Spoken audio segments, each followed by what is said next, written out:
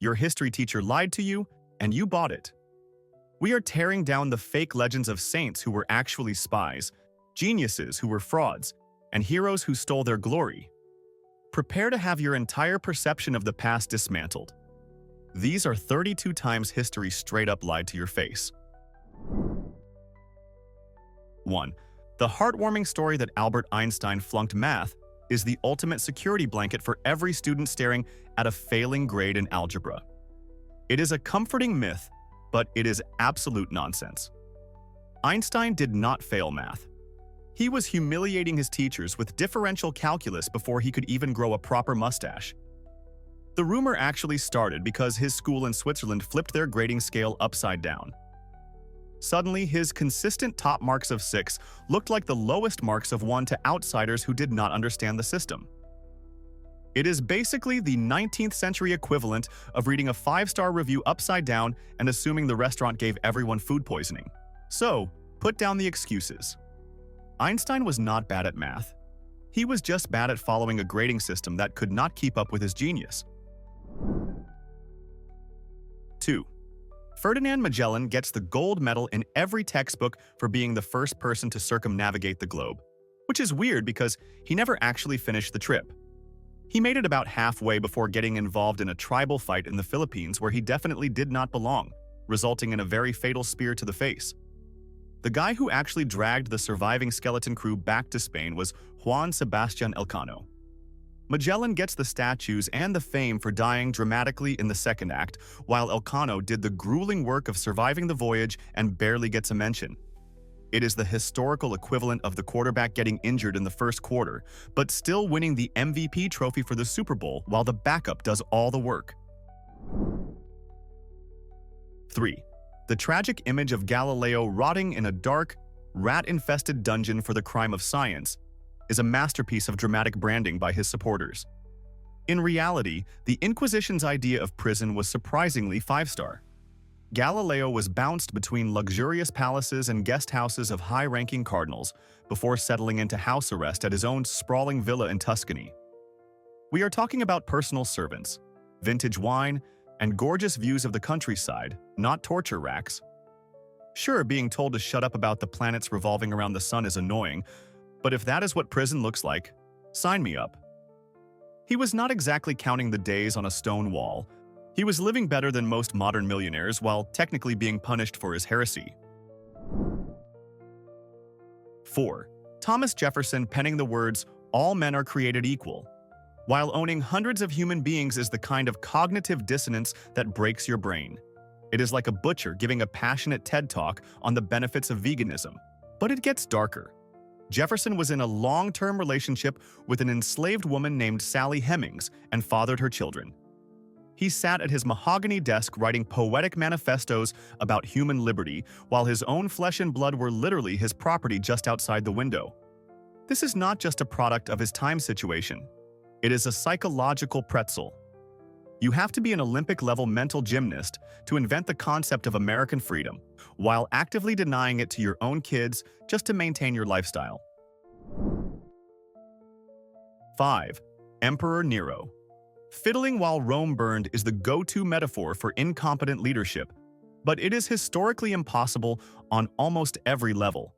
For starters, the fiddle had not been invented yet, so unless Nero had a time machine, he was not playing one. More importantly, historical records show he was not even in the city when the fires started. He was relaxing at his beach house 30 miles away in Antium. When he heard the news, he actually rushed back to organize firefighting teams and opened his palaces to shelter the homeless. Nero was definitely a murderous tyrant who killed his own mother. But the one thing we all roast him for is a total lie, invented by his political rivals to make him look like a heartless monster. 6. We all love the idea of Robin Hood as the medieval socialist in tights, stealing from the rich to feed the starving poor. But the original ballads tell a much nastier and grittier story. The earliest versions of Robin were not noble aristocrats fighting for justice. They were violent yeomen, basically middle-class thugs with anger issues. He did not target the rich to redistribute wealth to the needy. He targeted anyone with a purse because he wanted their money for himself and his crew. The whole Giving to the poor angle was a PR spin added centuries later to make him seem less like a highway robber and more like a hero. The real Robin Hood would probably just mug you, take your iPhone, and keep it. 7. Baron Munchausen is the poster boy for pathological liars, famous for riding cannonballs to the moon and pulling himself out of swamps by his hair. But the punchline is that he was a real person who got hit with history's worst case of identity theft. The real Baron was a retired German soldier who told mildly exaggerated war stories at dinner parties to entertain guests. Then, a thief of a writer stole his name, pumped the stories full of steroids and absolute nonsense, and published them without permission. The poor Baron spent his final years trying to sue the publisher while the whole of Europe mocked him as the king of liars. He did not tell those tall tales. He was just the victim of the first viral fake news hit piece. 8. The movie Amadeus convinced everyone that Mozart was a giggling, immature man-child who just accidentally sneezed out masterpieces. While it is true he had a toilet humor fixation that would make a teenager blush, he was not an idiot. The real Mozart was a ruthless, hard-working professional who understood the music business better than anyone else in Vienna. He was constantly networking, organizing concerts, and grinding to support his lavish lifestyle in a cutthroat industry. He was not a divine vessel for God's music who partied all day. He was a workaholic genius who knew exactly what his talent was worth. The high-pitched giggle makes for a great movie character, but the real man was strictly business and probably too tired from working to laugh that much. 9. The myth that Thomas Crapper invented the flush toilet is the kind of potty humor history usually avoids, but here we are. He didn't actually invent the mechanism. That honor goes to Sir John Harington centuries earlier, who was basically a plumbing wizard way ahead of his time. Crapper was actually just a marketing genius, the Victorian equivalent of a hypebeast influencer. He understood the power of branding, so he plastered his name, Crapper, in bold letters on every porcelain throne he sold. It was such an aggressive move that American soldiers during World War I started using his name as a synonym for the act itself. He did not engineer the flush. He just made sure his name would be forever associated with what goes down it. 10. The romantic idea of pirates burying their treasure on secret islands with an X marking the spot is pure fantasy. There is zero historical evidence that Blackbeard or any other famous pirate ever buried their loot. Why on earth would they? These guys were not financial planners looking for a diverse portfolio. They were the original live fast, die young rock stars of the Caribbean. They stole gold and immediately blew it on rum, gambling, and women in the nearest port. Burying your money in the sand is the behavior of a paranoid squirrel, not a bloodthirsty outlaw. The whole concept was invented by fiction writers like Robert Louis Stevenson to give their stories a convenient plot device. Real pirates were too busy partying to dig holes. 11. The legend of Vincent van Gogh slicing off his entire ear is the ultimate torture artist story. But history is being a massive drama queen here. He did not go full butcher mode and chop the whole thing off. Police reports and doctor's notes from the time confirm he only severed a small part of his left earlobe. Is it still crazy? Absolutely. But it is the difference between surviving a shark attack and getting nipped by a goldfish. The story of a man mutilating himself in a fit of artistic madness sells way more museum tickets than "guy has a minor self-inflicted injury." We turned a sad mental health episode into a gruesome horror movie scene just because it sounds cooler. 12. The death of Rasputin is painted as a supernatural battle against a man who refused to die. Poisoned, shot, beaten, and drowned. He sounds less like a monk and more like a Russian Terminator. In reality, the story was massively exaggerated by his killers to cover up their own embarrassing incompetence. They were a group of aristocrats who had no idea how to assassinate someone properly. The poison likely went bad, they were terrible shots, and they panicked when he didn't drop instantly. To save face, they spun a tale of a demonic monster who required 5 different methods of execution. They weren't fighting a sorcerer.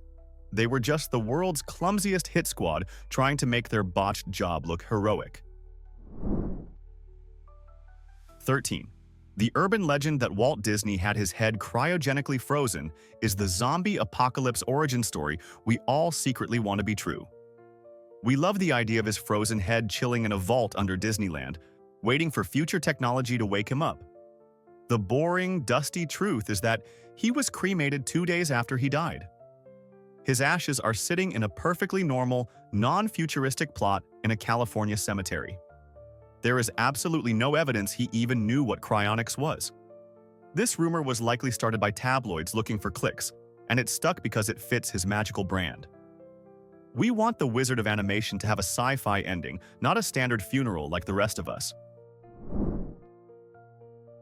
14. You know that famous red chalk drawing of a wise, bearded old man that everyone says is Leonardo da Vinci? It is on every mug and t-shirt in the gift shop. Well, it is almost certainly just a random doodle of a generic old guy he saw on the street. Leonardo was actually known for being a bit of a fashionista who took great care of his appearance, not a haggard wizard who looked like he slept in a cave. People in the 19th century just desperately wanted a face for the tortured genius archetype, so they picked the sketch that looked the most like Gandalf. We basically cast a random extra to play the lead role in the movie of his life because he looked the part. 15. Your math teacher definitely lied to you about the Pythagorean theorem. They told you it was invented by a brilliant Greek guy in a toga. But Pythagoras did not invent that formula any more than I invented the internet. The Babylonians were using that exact math over 1,000 years before Pythagoras was even born. They just didn't have a catchy brand name for it. Pythagoras and his cult of number worshippers essentially found this ancient knowledge, slapped a new label on it, and claimed the copyright. He is not the father of geometry. He is history's first content aggregator who stole a viral meme, removed the watermark, and took all the credit for himself. 16. King Arthur, the Knights of the Round Table, and the Sword in the Stone form the ultimate British origin story. It is noble, magical, and totally made up. There is not a single scrap of contemporary historical evidence that a King Arthur ever existed. No coins, no documents, nothing. He is likely a fictional mashup of various Celtic warlords, stitched together centuries later by writers who needed a national mascot. Believing he was a real king is like looking back at comic books in 500 years and thinking Batman was a real vigilante who actually patrolled Gotham. He is a literary superhero designed to boost morale, not a historical figure you could actually have a beer with. 17. Joan of Arc is remembered as the ultimate holy warrior, a teenage girl guided by the literal voice of God to save France. It is a beautiful story, but modern science offers a slightly less miraculous diagnosis.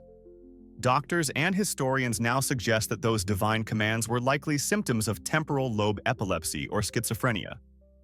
These conditions can cause vivid auditory and visual hallucinations that feel incredibly real to the person experiencing them. So, instead of receiving tactical advice from heaven, her brain was likely just misfiring in a very specific, high-stakes way. This does not make her bravery any less impressive, but it does change the genre of the movie. We are not watching a fantasy epic. We are watching a medical drama about a girl who accidentally led an army because she needed a neurologist, not a priest. 18. The official story says Samuel Clemens chose the name Mark Twain as a poetic tribute to his days on the river, signaling safe water depth. That is the PG version for English class. The reality is much more on-brand for a cynical alcoholic writer. It was a bar tab hack. In the loud, chaotic saloons of the West, he needed a quick way to order 2 more drinks on credit. He would shout Mark Twain, which literally meant Mark II, on the chalkboard tab. It had nothing to do with navigating the Mississippi, and everything to do with minimizing the time between whiskeys. It is not a deep literary reference. It is the 19th century equivalent of having your credit card already on file at the club, so you do not have to stop partying to pay. 19. Samuel Morse gets all the statues for inventing the telegraph and the famous code that bears his name. In reality, he was basically the Steve Jobs of the 19th century, a visionary marketer who took all the credit for the work of a quiet nerd. The actual heavy lifting of creating the code specifically the brilliant system of assigning short dots to common letters, was done by his assistant, Alfred Vail. Vail was the technical genius who made the thing work, while Morse was the guy with the ego and the patent lawyers. Morse literally bullied Vail out of the history books to ensure his own legacy. It is the classic corporate story. The boss gets the glory and the fortune, while the guy who actually did the work gets a footnote. 20. Al Capone is known as Scarface, a nickname that screams danger and surviving a hail of bullets. The truth is embarrassingly pathetic. He did not get those scars in a legendary mob war. He got them because he was being a creep in a dive bar. Capone made a rude, sleazy comment to a woman, and her brother immediately disciplined him with a pocket knife to the face. The most feared gangster in American history, the man who owned Chicago, carried permanent marks not because he was a tough guy, but because he did not know how to respect women. His rivals knew the truth too. Behind his back, they weren't whispering about his combat skills. They were laughing at the guy who got sliced up for running his mouth like a drunk teenager. 21. Richard Wagner wrote operas so epic they make modern blockbusters look like TikTok videos. You would assume the man was a stoic, noble genius. In reality, he was a walking financial disaster and the worst friend you could possibly have. Wagner was a professional moocher who spent his entire life running away from debt collectors while buying expensive silk underwear he definitely could not afford. He would write soul-crushing music about honor, then immediately beg his friends for cash to fund his luxury lifestyle. To make matters worse, he was a vicious, vocal anti-Semite whose hateful writings later inspired some very dark chapters in German history. He is the ultimate example of separating the art from the artist, because the artist was a broke, hateful narcissist who treated people like disposable ATMs. 22. History paints Socrates as a gentle, wise grandfather of philosophy who was martyred for the truth. That is a lie. Socrates was actually a public menace, a world-class troll who operated before the internet existed. His famous Socratic method was just a fancy term for cornering people in the market and making them look like idiots in front of their friends. He did not teach. He embarrassed people for sport. When Athens voted to execute him, it was not really for corrupting the youth or disrespecting the gods. It was because the entire city was collectively exhausted by his personality. They did not kill him because he was too wise. They killed him because he was the ancient equivalent of that one guy who argues in the comment section until 3 a.m. 23. Karl Marx spent his life writing the playbook on how to destroy capitalism and liberate the working class. The irony is that he was completely unemployed and terrible with money, so his entire existence was funded by a wealthy capitalist. His best friend and co-author, Friedrich Engels, owned actual textile factories and used the profits from that evil labor to pay for Marx's rent, food, and cigars. While Marx was in the library writing about the downfall of the bourgeoisie, his bills were being paid by the very system he wanted to burn down. It is the greatest hypocrisy in political history. The father of communism was essentially a trust fund kid living off the allowance of a sugar daddy who owned the means of production. 24. Paul Gauguin is sold in art history classes as the romantic hero who quit his boring stockbroker job to find spiritual purity in Tahiti. That is code for creepy middle-aged man ran away to exploit teenage girls. He did not leave France for a noble artistic quest. He left because he was broke and wanted a place where he could sleep with children without getting arrested. He abandoned his wife and 5 kids in poverty to go marry a 13-year-old girl in the tropics, giving her syphilis as a wedding present. He wasn't a misunderstood genius communing with nature. He was a sexual predator on a permanent vacation. We hang his paintings in museums, but if he were alive today, we would be tracking him on a Dateline episode, not praising his use of color. 25. History remembers Casanova as a one-trick pony, famous only for his bedroom stats. This is like remembering an astronaut just for his haircut. The real Giacomo Casanova was a genius-level polymath who makes modern achievers look lazy. Yes, he slept around, but in his spare time he was a spy, a mathematician, a librarian, and the founder of the state lottery. He translated Homer for fun, wrote science fiction, and pulled off the most legendary prison break in Venetian history. Reducing him to a simple seducer is a massive insult to his intellect. He was a walking whirlwind of chaos and brilliance. His love life was just one of 20 hobbies he happened to be world-class at. 26. Guy Fawkes is the poster boy for rebellion, the face on the mask of every hacktivist group on the planet. But here is the awkward truth. He was not the mastermind. He was the hired help. Fawkes was basically a glorified security guard for the gunpowder. The real architects were a group of wealthy Catholic nobles who stayed safely out of the spotlight. Fawkes became the face of the plot for the dumbest reason possible. He was the unlucky guy caught holding the lantern in the basement when the guards walked in. He is not a symbol of anarchist genius. He is history's most famous fall guy who got all the credit for a plan he didn't even write. 27. Howard Carter is hailed as the Indiana Jones of real life for discovering King Tut's tomb.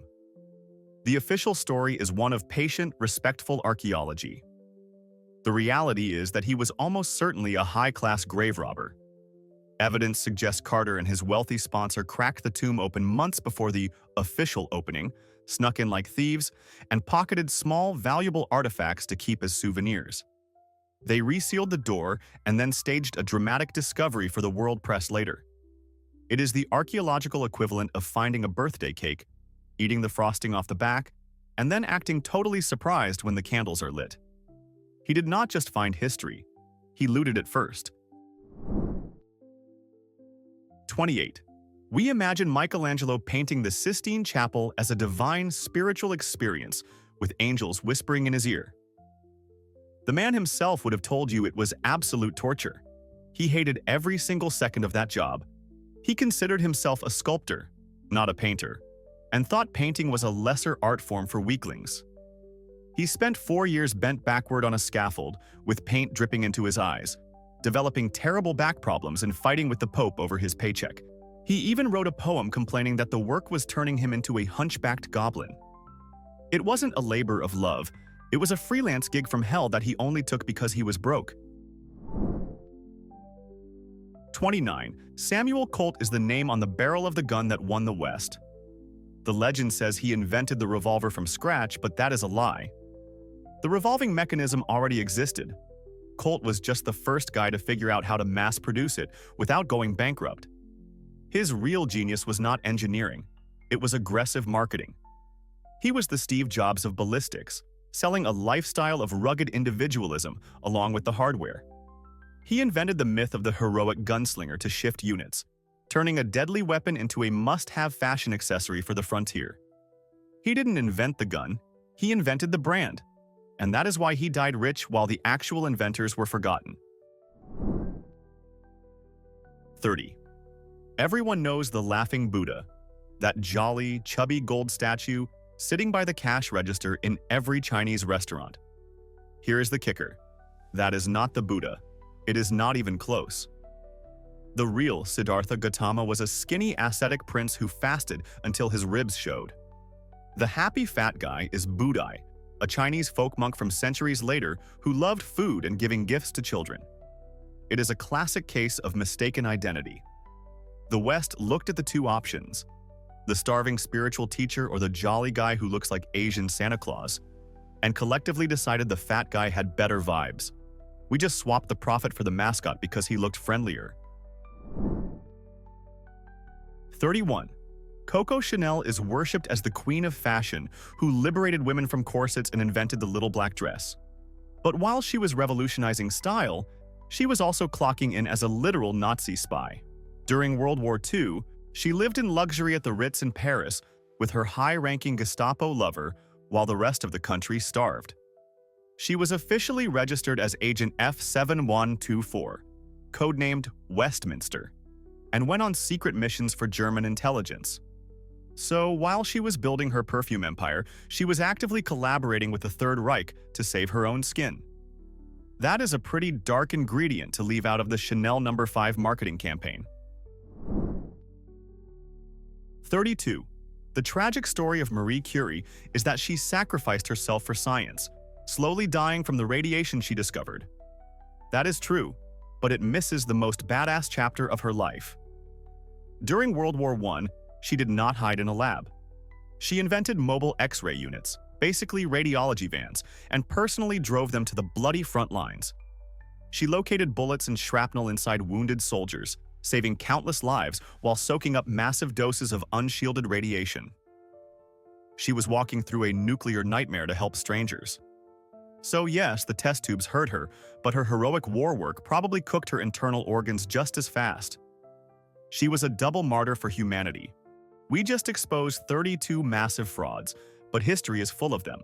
Who is the one untouchable historical hero you are 100% convinced is actually a scam that we missed? Drop the name you think deserves to be cancelled next, and tell us why.